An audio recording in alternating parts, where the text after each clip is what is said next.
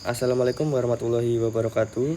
Perkenalkan, nama saya Rama Sagi Saputra dengan NIM G0025150. Saya dari kelompok B3 atau kelompok 13. Kesempatan kali ini saya akan membahas skenario tentang seorang pasien, skenario atas kasus seorang pasien datang ke rumah sakit setelah makan sate kambing terlalu banyak. Nyeri dirasakan di regio kanan atas dan marpisain positif. A. Jelaskan mengenai saluran sekresi vesika velia. B. Apa nama otot yang mengelilingi papila duodeni mayor serta otot-otot penyusunya. C. Sebutkan nama kelainan vesika velia beserta gejalanya. Untuk yang pertama, alur saluran sekresi vesika velia. Empedu diproduksi oleh hepatosit. Di hepar, cairan empedu ini kemudian mengalir melalui kanukuli empedu menuju ductus hepaticus kanan dan kiri.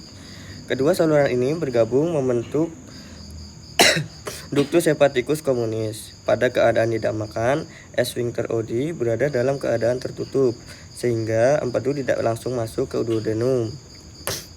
Sebaliknya, empedu dialihkan menuju ductus cysticus dan disimpan di vesika velia. Di dalam vesika velia, empedu mengalami proses pemekatan sampai 5 hingga 10 kali lipat karena terjadinya penyerapan air dan elektrolit.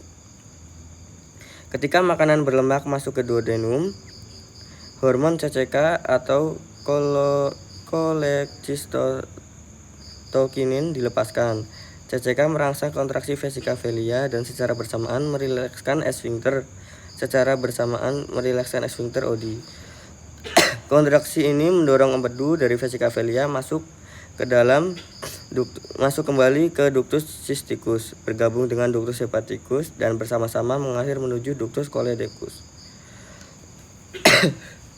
Akhirnya empedu masuk ke lumen duodenum melalui papila duodeni mayor untuk membantu proses emulsifikasi lemak dan penyerapan vitamin yang larut dalam lemak seperti vitamin A, D, E, dan K. Nah, untuk selanjutnya, otot yang mengelilingi papila duodeni mayor. Papila duodeni mayor adalah pintu utama tempat empedu dan cairan pankreas masuk ke duodenum. Di sekitar papila ini terdapat esfinkter OD, yaitu kumpulan otot-otot polos yang terdiri dari 3 komponen utama, yaitu otot ductus choledocus, otot ductus pancreaticus, dan otot ampulla hepatopancreatica. Esfinkter OD berfungsi sebagai regulator tekanan. Ketika otot-otot ini berkontraksi, aliran empedu dan enzim pankreas tertahan sehingga cairan tetap berada di salurannya masing-masing. Saat esfinkter relaksasi, cairan empedu dan getah pankreas dapat masuk ke duodenum secara terkendali. Mekanisme ini sangat penting untuk mencegah reflux isi duodenum kembali ke saluran empedu atau pankreas, yang dapat menyebabkan sebuah inflamasi. Gangguan pada esfinkter ini seperti spasme atau disfungsi esfinkter OD dapat menyebabkan nyeri epigastrium, kolik biliar, atau bahkan pankreatitis karena aliran enzim tidak dapat keluar secara normal. Yang selanjutnya, klinis vesika velia.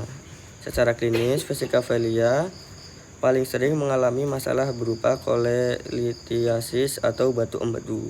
Batu terbentuk karena ketidakseimbangan komponen empedu seperti kolesterol, bilirubin, dan garam empedu. Pasien biasanya mengalami nyeri kolit biliar yang tajam, terutama setelah makan makanan berlemak karena kontraksi kandung empedu semakin kuat. Jika batu menyumbat ductus cysticus, terjadi cholecystitis, yaitu peradangan pada vesika velia. Kondisi ini menyebabkan nyeri perut kanan atas, demam, dan marpisain positif.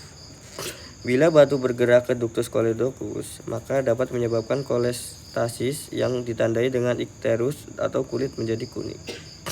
Sumbatan pada bagian distal ductus choledocus, terutama dekat papila duodeni mayor, juga dapat memicu pankreatitis atau karena cairan pankreas ikut terhambat. Inilah sebabnya struktur anatomi saluran empedu sangat penting dalam memahami patologi abdomen atas. Pemeriksaan yang paling sering digunakan untuk mendiagnosis penyakit vesika velia adalah USG, karena dapat melihat batu, penebalan dinding empedu, dan pelebaran saluran empedu. Nah,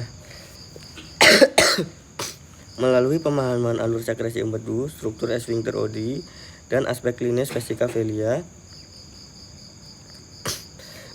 kita dapat lebih mengerti bagaimana gangguan kecil pada suatu bagian dapat memengaruhi keseluruhan sistem pencernaan.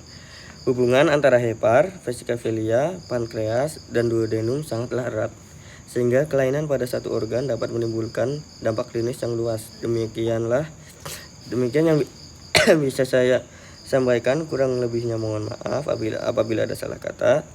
Wassalamualaikum warahmatullahi wabarakatuh.